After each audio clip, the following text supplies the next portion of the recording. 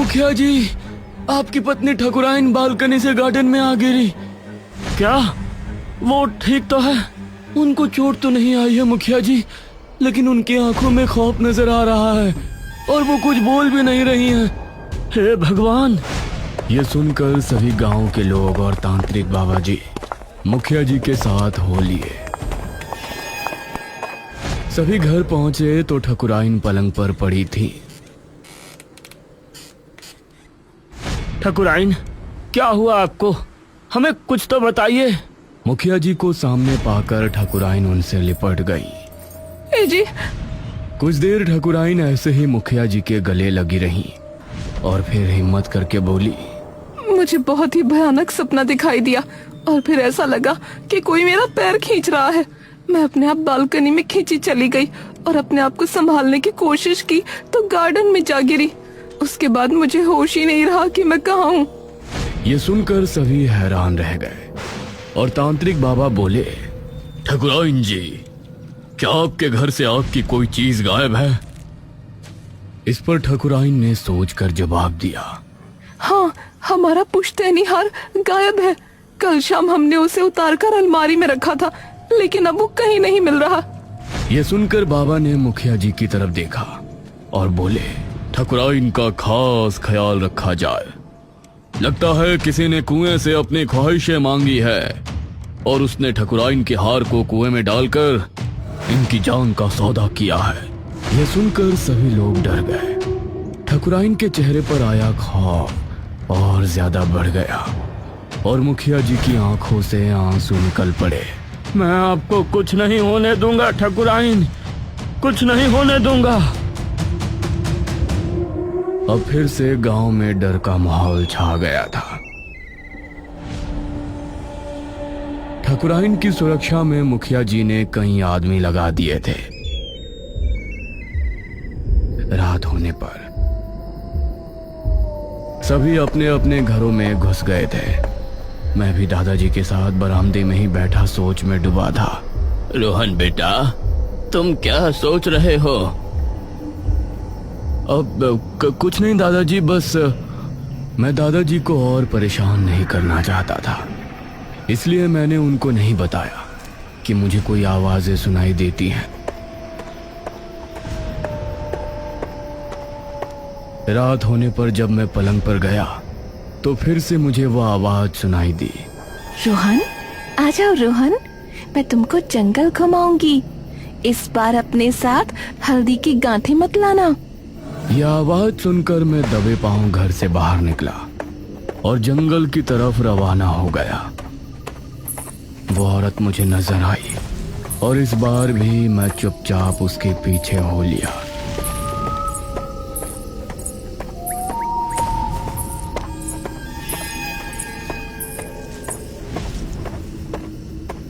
आप पिछली बार भाग क्यों गई थी? आप हल्दी की गांठों से क्यों डरती हो? अगर जंगल घूमना चाहते हो तो चुपचाप मेरे साथ चलते रहो। इस तरफ मुखिया जी भी अपनी पत्नी के साथ कमरे में बैठे थे। अरे आप कब तक ऐसे जागते रहेंगे? सो जाइए ना। नहीं, आज मुझे नींद नहीं आएगी। तुम्हारी जान खतरे में है।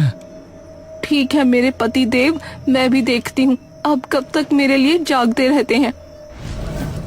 इस तरफ मैं कुंड के सामने बैठ चुका था। अब तुम अपनी आंखें बंद कर लो। उसके कहने पर मैंने मेरी आंखें बंद की और फिर उसने मेरे कंधों पर हाथ रखकर मंत्र पढ़े। काफी देर तक मंत्र पढ़ने के बाद वो मुझसे अलग हुई। अब तुम आंखें खोल सकते हो। मैंने आंख खोली तो पाया कि सामने एक मटका रखा हुआ है। इस मटके को उठाओ और मेरे साथ आओ। लेकिन आपने तो कहा था कि विधि करने के बाद मैं झरने पर जा सकता हूँ और पेड़ों पर भी चढ़ सकता हूँ। वो तो तुम कर सकते हो रोहन, लेकिन इसके पहले तुमको मेरा एक काम करना पड़ेगा। मैं तुम्हारे लिए इतना कर रही हूँ, क्या तुम मेरा काम नहीं करोगे? यह सुनकर अब मुझे थोड़ा सुकून मिला। यही तो मैं जानना चाहता था। ऐसा कौन सा काम है जिसके लिए वो मुझे आवाजें लगाया करती थी? कौन सा काम था? जिसके लिए उसने सिर्फ मुझे चुना। मैंने मटका उठाया और उसके साथ हो लिया। अब वो मुझे अंधेरे जंगल की तरफ ले जाने लगी। मैं भी उसके पीछे चुपचाप चल रहा था और कुछ कदम ही चलने के बाद मैंने देखा कि वो कुआं ठीक हमारे सामने है। कुएं के पास पहुंचकर उसने मटकी को कुएं की बाउंड्री पर रखा। क्या मुझे यहाँ पानी भरवाने लाई हो? सब पता चल जाएगा, अभी तुम अपनी आंखें बंद करो। उसके कहने पर मैंने झट से अपनी आंखें बंद कर ली। दूसरी तरफ ठकुराइन आराम से मुखिया जी के पास सो रही थी। मुखिया जी की भी अब आंख लग गई थी। तभी उसकी ओढ़ी हुई चादर अपने आप खिसकने लगी। उसके बाद किसी ने जोरों से ठकुराइन का पैर खींचा।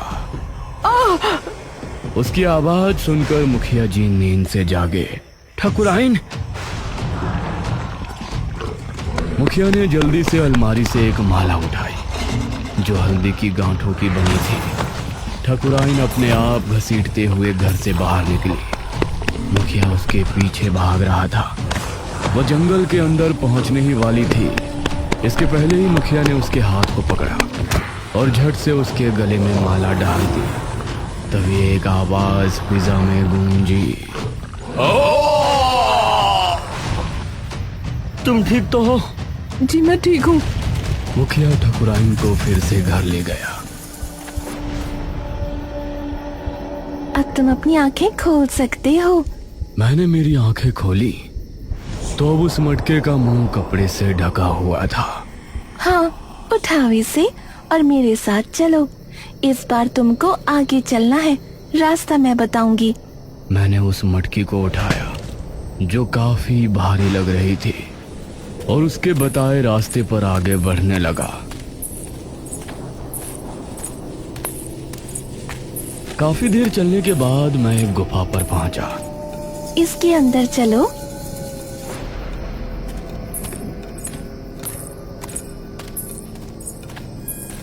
गुफा के अंदर जाने पर मुझे बहुत ठंड लग रही थी। मेरी रफ्तार जब भी हल्की होती तो वो मुझे टोकते हुए तेज चलने को कहती। इसी तरह चलते हुए मैं एक जगह पहुंचा जहां जमीन पर 5 गोल घेरे बने थे। इसे घेरे में ये मटकी रख दो। मैंने उस मटके को घेरे में रख दिया और फिर वो मुझे गुफा के बाहर ले आई। अब मैं तुमको उस इलाके में ले चलती हूँ। अब तुम झरने में नहा भी सकते हो और पेड़ों से फल भी तोड़कर खा सकते हो। इस पर मैंने खुश होने का नाटक किया। वो मुझे झरने पर ले गई जहां मैंने खूब मौज मस्ती की। पेड़ों पर चढ़कर मैंने फल भी खाए, उसे ये दिखाने के लिए कि मैं सिर्फ एक भोला भाला हूं। लेकिन असल में मेरे दिमाग में वो सवाल गूंज रहा था, मेरे हाथों उस मटकी को गुफा के अंदर रखवाने के पीछे उसकी क्या वजह थी? ये काम वो किसी और से भी तो करवा सकती थी। कुछ देर ऐसे ही मस्ती करने के बाद मैंने उससे विदा ली और घर पहुंचा।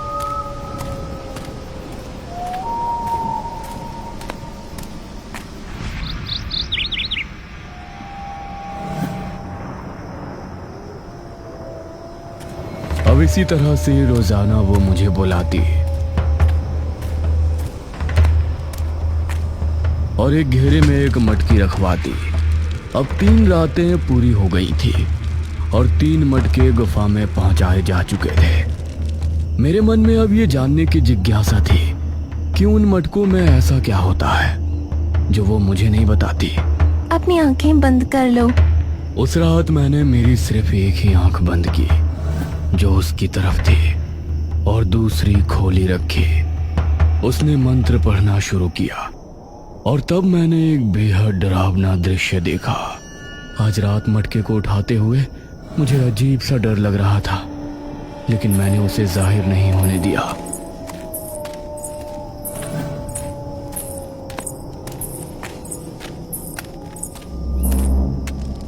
उस मटके को गुफा में पहुंचाने के बाद अब मैं फिर से घर पहुंचा, लेकिन अब मुझे कुछ भी छिपाना ठीक नहीं लग रहा था। दादाजी, मुझे आपको कुछ बताना है। क्या हुआ रोहन? बताओ, क्या बताना चाहते हो?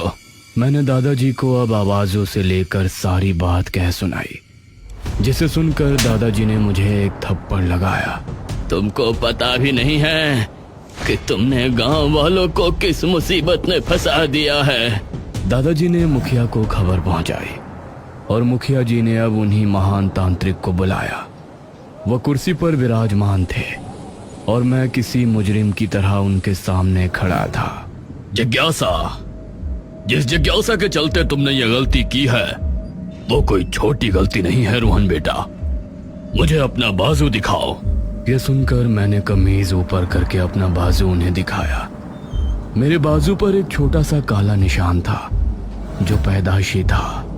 मंजरी को हमने बुरी तरह मार पीट कर गांव से निकाल दिया था, लेकिन उसे काली विद्या आती थी, इसलिए उसने किसी तरह से अपने आप को बचा लिया था। लेकिन अब हल्दी की गांठें उस पर भी अभिशाप हो चुकी थी। मतलब हल्दी की गांठों से अब मंजरी को भी दूर रहने की जरूरत थी और कुएं के शैतान से अब उसने सौदा किया था। मंजरी, अब तक कई इंसान मैंने इस कुएं में समा लिए हैं। अब तुम जाओ तो अपनी शक्तियां बढ़ाने के लिए और मुझे इस कुएं से आजाद कराने के लिए एक विधि कर सकती हो। कैसी विधि देव? तुमको वो बच्चा ढूंढना है जिसके बाजू पर एक काला निशान है। उस बच्चे के जरिए तुमको एक विधि करनी है। उस विधि का तरीका ये है, तुमको उस बच्चे को किसी भी तरह कुएं पर लेकर आना है। उस बच्चे के हाथों उस गुफा में लेकर जाना है जहां तुम अपनी तंत्र विद्या करती हो। तो एक महामंत्र पढ़ने के बाद तुम्हारे और मेरे ऊपर से हल्दी की गांठों का अभिशाप हट जाएगा और फिर हम दोनों और शक्तिशाली हो जाएंगे। ये गांव वाले फिर हमसे किसी भी तरह से बच नहीं पाएंगे। मैं ऐसा जरूर करूंगी देव, जरूर करूंगी। ये सुनकर सभी गांव वाले हैरान रह गए और मेरा तो मानो खून ही जम गया था। इसका मतलब उसने मेरे जरिए अपनी आधी से ज्यादा विद्या को पूरी कर लिया है। हाँ, लेकिन घबराने की जरूरत नहीं है। तुम अभी भी अपनी गलती सुधार सकते हो। तांत्रिक बाबा मुझे एक कुटिया में ले गए और मुझे अकेले में कुछ समझाया।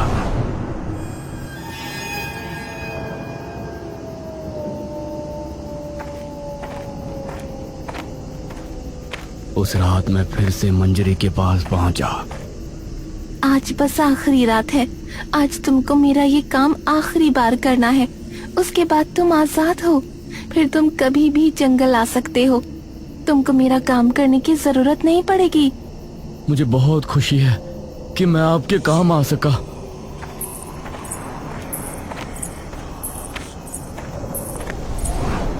उस रात भी मैं हाथ में मटके लिए गुफा में पहुंचा। मैंने आखिरी 5वें घेरे में मटके को रखा और जमीन पर बैठ गया। उसके बाद वो जमीन पर बैठी और आंखें बंद करके मंत्रों का जाप करने लगी। हाँ, यही सही मौका है। मैं अपनी जगह से उठा और मटका उठाकर गुफा के बाहर फेंक दिया। ऐसा करने से ना जाने उसे क्या दर्द हुआ। वो चीखती हुई अपनी जगह से उठ गई। ये क्या कर रहा है तू? मैंने जल्दी से बाकी मटके भी उठाए और गुफा के बाहर फेंक दिए। उसने अपना लबादा उतार फेंका और मैंने पहली बार उसका चेहरा देखा। गुस्से की वजह से मानो उसकी आंखों में अंगारे दहक रहे थे। वो मुझ पर झपटी। इस हाथापाई में उसके बाल खुल गए और मैं उसे धक्का देकर बाहर भागा। नहीं बचेगा तू, नहीं बचेगा। वो मेरे पीछे भागी। मैं एक बरगद के पेड़ के नीचे पहुंचा। वहां पर मैंने जमीन से एक हल्दी की गांठ निकाली और उसे उठा लिया। वहीं रुक जाओ। मेरे हाथ में हल्दी की गांठ देखकर वो वहीं रुक गई और हैरानी से मुझे देखने लगी। अब मुझे वो दृश्य याद आया जब मैं बाबा के साथ कुटिया में गया था जिस तरह वो शैतान हल्दी की गांठों से डरता है, उसी तरह मंजरी भी हल्दी की गांठों से डरती है। उन मटकों को वो खुद नहीं छू सकती, उन्हें सिर्फ तुम ही छू सकते हो। ऐसे में तुम ही हो जो उसे उसके इरादों में कामयाब होने से रोक सकते हो। बाबा, मैं करूंगा। मैं उस गुफा के अंदर जाकर अभी उन मटकियों को बाहर निकाल देता हूं। नहीं रोहन, ऐसा नहीं करना। उन मटकियों को गुफा में रखने का और बाहर निकालने का मुहूर्त सिर्फ मध्य रात्रि का ही है। उस समय वो भी तुम्हारे साथ होगी। ऐसे में तुम एक काम कर सकते हो, तुमको बहुत चालाकी से काम लेना होगा। मैं दिन में गुफा के अंदर तो नहीं आ सकता, लेकिन एक काम कर सकता था। मैं हल्दी की गांठ लिए दिन में यहाँ आया और मैंने इस बरगद के पेड़ के नीचे ये हल्दी की गांठ छिपा दी। इसके बाद मेरा यहाँ आना और मटकियों को गुफा से बाहर निकालना, वो सब मेरे प्लान का हिस्सा था।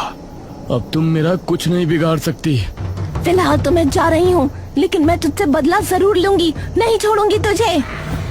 ये कहकर वो बिजली की रफ्तार से वहां से चली गई और उसके जाते ही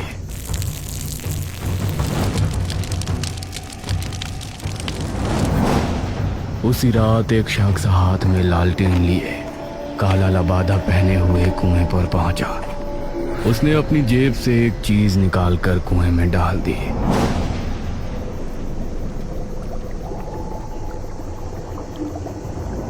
और फिर लालटेन को कुएं में फेंककर वहां से भाग निकला।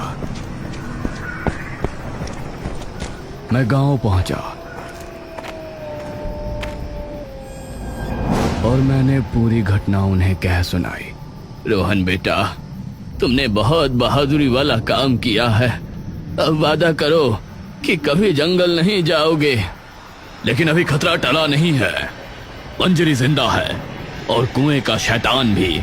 इस पर मैं मुस्कुराया और बोला, तांत्रिक बाबा, मैं चाहता हूं कि आप सभी मेरे साथ कल रात कुएं पर चलें। ये सुनकर सभी हैरान रह गए। ये क्या कह रहे हो तुम रोहन? दादाजी, बस एक बार मेरी बात मान लीजिए, मुझे आप सभी को कुछ दिखाना है। ठीक है रोहन बेटा, तुम हमें जो भी दिखाना चाहते हो हम जरूर देखेंगे, लेकिन कुएं के करीब कोई नहीं जाएगा। अगली रात सभी गांव वाले मेरे साथ जंगल पहुंचे और सभी कुएं के इर्द गिर्द खड़े हो गए। कुएं के अंदर से अजीब सा धुआं निकला, लेकिन काफी लोग थे, इसलिए कोई भी डर कर नहीं भागा।